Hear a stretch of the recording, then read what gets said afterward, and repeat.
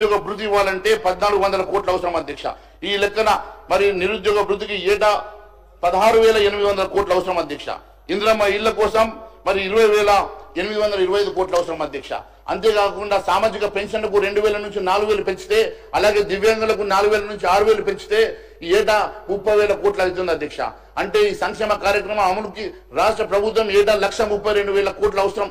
ఈ నిధులు సమర్చుకునేదానికి మరి ముఖ్యమంత్రి గారు ఆర్థిక పరిస్థితి బాలేదని విషయాన్ని వెల్లడించడం వెనుక ఉన్నటువంటి మతలబు మరి ఈ స్కీమ్స్ అన్నిటిని కూడా మరి ఎగవేసేటువంటి కార్యక్రమం ఏమైనా చేస్తా ఉన్నారా అనేటువంటి అనుమానాలు మరి రాకుండా పోవడం లేదు అధ్యక్ష. అంతేకాదు అధ్యక్ష, దీంట్లో ఏ పథకాలు మరి కంటిన్యూ చేస్తారో, ఏ పథకాలు మీరు ఎత్తేస్తారో మరి మరి సభకు చెప్తే బాగుంటుందని చెప్పి మేము మనం భావిస్తా ఉన్నాం అధ్యక్ష. రాష్ట్రం అప్పులకు కుప్పగా మారిందని తెలిసి కాంగ్రెస్ అల్వికాన్ని హామీలు ఇవ్వడం ఖచ్చితంగా ఇది ఒక మోసం అవుతుంది అధ్యక్ష. మరి ఇది ఉద్దేశపూర్వకంగా ఇది కుట్రపూరితమైన సామాన్యులను నమ్మించి గొంతుకోయడమే. ఇది ప్రజలు ఎట్టి పరిస్థితుల్లో హర్షించరు. మరి ఖచ్చితంగా తెలిసి చేసినటువంటి హామీలుగానే మేము భావిస్తా ఉన్నాం అధ్యక్ష.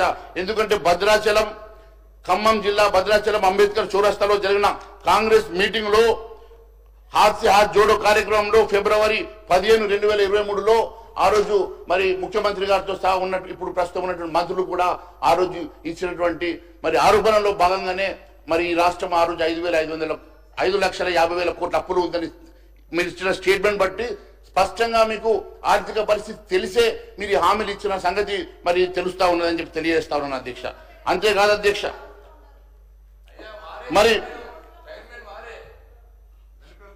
అంతేకాదు అధ్యక్ష, మీరు ఇన్ని హామీలు ఎలా ఇచ్చారు, ఎందుకు ఇచ్చారని ఇటీవల ఢిల్లీలో ఇండియా టుడే నిర్వహించినటువంటి కాంక్లేవ్ లో జర్నలిస్ట్ అడిగినటువంటి ప్రశ్నకు గౌరవ ముఖ్యమంత్రి గారు ఇచ్చినటువంటి సమాధానం ఏంటంటే అధ్యక్ష, ఎన్నికల రేసులో గెలిచేందుకు ఇచ్చామన్నారు అధ్యక్ష.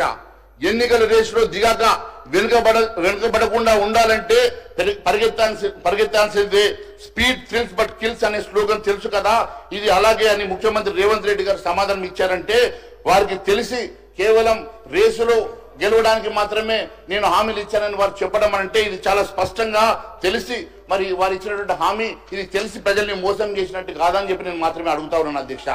అందుకోసం మొత్తం క్యాబినెట్ మీదనే చీటింగ్ కేసు పెట్టాలని చెప్పి నేను తెలియజేస్తా ఉన్నాను అధ్యక్ష.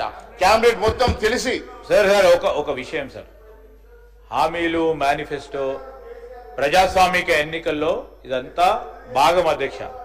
నేనేమంటాను, నేను అంత దూరం పోను.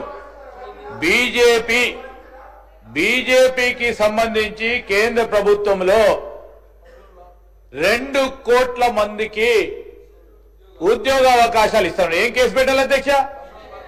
ఏం కేసు పెట్టాలి? వాళ్ళ మీద ఎవరి మీద కేసు పెట్టాలా? ప్రతి బ్యాంక్ అకౌంట్ లో 15 లక్షల రూపాయలు ఇస్తామన్నారు. ఏం కేసు పెట్టాలి అధ్యక్ష? ఏం కేసు పెట్టాలా?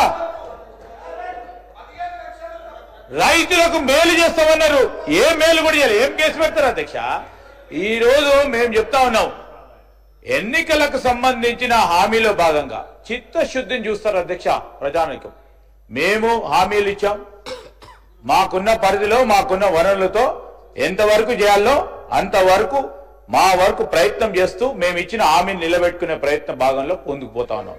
ఈరోజు నేను చెప్తా ఉన్నాను అధ్యక్ష, హామీల గురించి మాట్లాడుతున్నప్పుడు బీజేపీ వారు ప్రత్యేకంగా 15 లక్షల రూపాయలు ప్రతి ఒక్కరి భారతదేశానికి సంబంధించిన ప్రతి ఒక్కరికి జన్ధన్ ఖాతాలో 15 లక్షల రూపాయలు వేస్తా అన్నారు. మరి మీకు పడ్డాయేమో సార్, వాళ్ళకన్నా పడితే మేము సంతోషం. మహేశ్వర్ రెడ్డి గారు అకౌంట్లోనే 15 లక్షలు వారు మోడీ గారు పంపిస్తే సంతోషం. ఏం మాట్లాడుతా ఉన్నారు సార్? కేసులు పెట్టాలంటే మీ అందరిపైన ఫస్ట్ కేసులు పెట్టాలి. మహేశ్వర్ రెడ్డి గారు కన్క్లూడ్ చేయండి ప్లీజ్. సార్ జస్ట్ స్టార్ట్ చేసిన సార్ 5 నిమిషాలు.